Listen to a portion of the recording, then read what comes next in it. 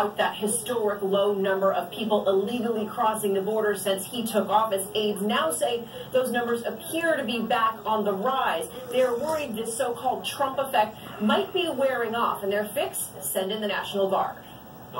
This morning, governors from border states like Texas and Arizona welcoming the president's push to send in the National Guard in the fight against illegal immigration, saying help is needed. But in California, not so fast. Officials there say we look forward to more detail. And so far, that is something the Trump administration is short on.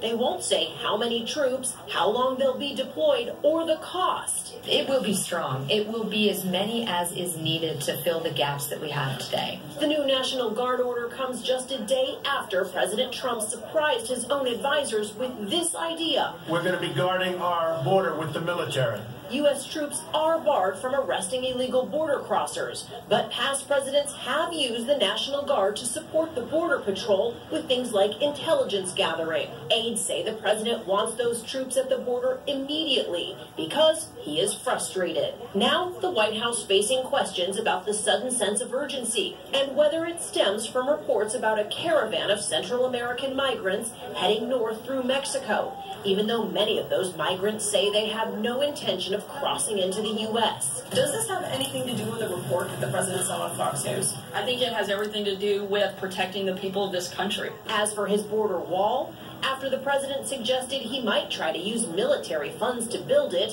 which would take an act of Congress, the White House tried to clarify. We're looking into options for the military to build wall on military installations on the border. But we checked. Pentagon officials tell ABC News the military does not actually own land on the U.S.-Mexico border.